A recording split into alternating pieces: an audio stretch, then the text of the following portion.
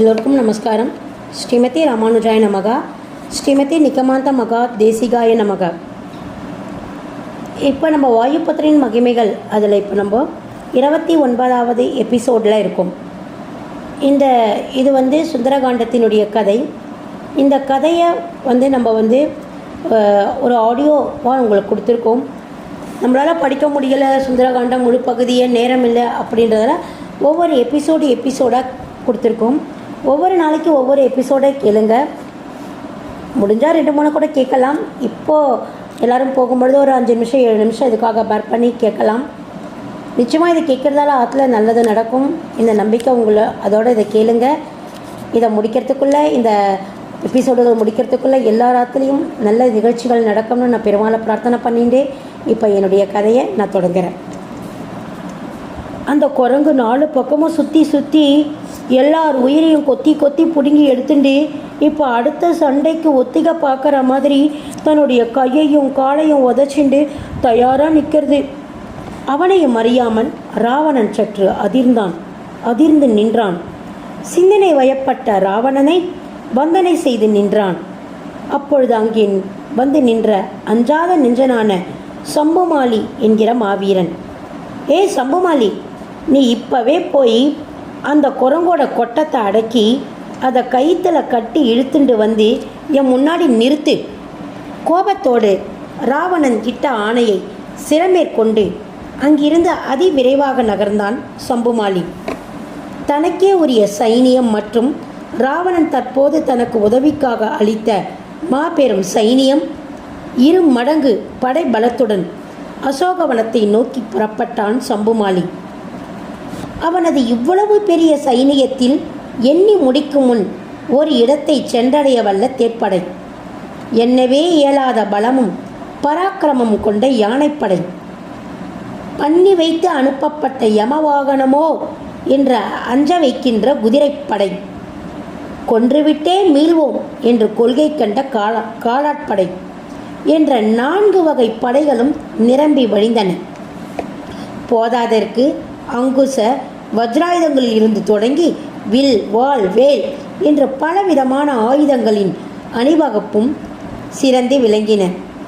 யானைகள் பிளிரவும், குதிரைகள் கணைக்கவும், பல்வகையான இசைக்கருவிகள் ஆர்ப்பரித்து முழங்கவும், பொன்மயமான தேர் சக்கரங்கள் விரயமும் சம்புமாலி அசோகவனத்தில் பிரவேசித்தான்.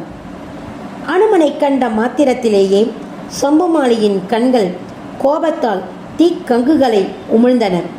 ஒரு கணம் அனுமனை உற்று நோக்கினான் அவன். அறிவின் முதிர்ச்சியை காட்டுகின்ற அனுமனின் நெற்றி முன் அணிசேனையாகவும் ஆற்றலோடு கூடிய வீர திருமேனியில் விளங்கிய மயிர் திரள்களே சேனை வீரர்களாகவும், அழிவை தரவல்ல வலிமையான நகங்கள் பக்க சேனைகளாகவும், அழகிய நீண்ட வாளே பின்னணி சேனையாகவும், மொத்தத்தில் தன்னையே ஒரு போர்ப்படையாக அணிவகுத்து கொண்டு தோரண வாயிலின் மீது நிற்கின்ற அனுமனின் தோற்றம் சம்புமாலியை அந்த கூற்றுவனே மாறு வேடம் அணிந்து தனது உயிரை கொள்ள வந்தானோ என்று சற்றே அஞ்ச வைத்தது. ஒரு நொடியும் தாமதிக்கவில்லை அனுமன். தோரண வாயின் மீது நின்றிருந்தவன் ஒரே பாய்ச்சலாக பாய்ந்தான். தனது புஜ பலத்தாலேயே வாரணங்களுக்கு ரணங்களை வேதனைகளை தந்து மடிய வைத்தான். தனது கரம் 2மே காவலனாக மாற அங்கு அணிவகுத்து நின்ற துரகங்களை, அதாவது குதிரைகளை எல்லாம் துடிதுடித்து தலைசாய வைத்தான். தனது தூண்களை போன்ற கால்களை கொண்டே தேர்ப்படையை எல்லாம் தவிடுபொடியாக்கினான். மீதமிருந்த காலாட்படை வீரர்கள் பலரும் அனுமனை நேர்கொண்டு பார்ப்பதற்கே அஞ்சினர். அச்சத்தினால் ஏற்கனவே அரை உயிரை விட்டிருந்தவர்கள் குறையோடு இனியும் வருந்தாமல் இருக்க மீதி உயிரையும் அனுமன் அடித்து பறித்தான், கடித்து எடுத்தான், முடித்து சிரித்தான். இப்போது சம்புமாலி மட்டுமே தனியனாய் ஒற்றையாய் நின்றான். படை வீரர்கள் எல்லாம் அழிந்து போய், போர் ஆயுதங்கள் எல்லாம் ஒடிந்து போய் பரிதாபமாக நின்ற சம்புமாலியை அனுமன் வரவழைத்து கொண்ட இரக்கத்தோடு பார்த்தான். உன் உயிர் தவிர இப்போ உன்கிட்ட மீதி ஒன்றுமே இல்லை. உன் கூட வந்த சேனையை காப்பாற்ற கூட வக்கில்லாத ஒன்றை மாதிரியான ஒரு பலம் இல்லாதவனை கொல்றது தான் நியாயம் இல்லைன்னு நினச்சிட்டு இருந்தேன்.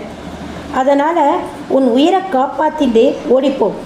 அனுமனின் இரக்கத்தை ஏளனமாக உணர்ந்த சம்புமாலியின் கோபம் எல்லை மீறியது. என்ன அவ்வளோ லேசாக எடை போடாத குரங்கே, இப்போ என்னோட வில்லுக்கு பதில் சொல்லு பார்க்கலாம். அனுமனுக்கு பதில் கொடுத்த சம்புமாலி தனது வில்லை எடுத்து உயிரை உடம்பில் இருந்து பிரிக்க வல்லவையான அம்புகளை ஒன்றன் பின் ஒன்றாக 1, 100, 1000, லட்சமாக அனுமன் மீது செலுத்தினான். ஆனால் அவற்றை எல்லாம் அனாயாசமாக தன் கரங்களை கொண்டே பொங்கும் உற்சாகத்தோடு ஒதுக்கி தள்ளினான் அந்த ஆஞ்சநேயன். நீ வெறுங்கையோடு நிற்கிறவங்கிட்ட உன்னுடைய சாமர்த்தியத்தை காட்டு. ஆனால் என்ன மாதிரி கையையே இரும்புத்தடியாக வச்சுருக்கவங்கிட்ட உன்னுடைய பணிவை காட்டு. எக்காலமாய் கூறிய அனுமன் கண்ணிமைக்கும் நேரத்தில் சம்புமாலியின் வில்லை அவன் கரங்களில் இருந்து பிடுங்கி எறிந்தான்.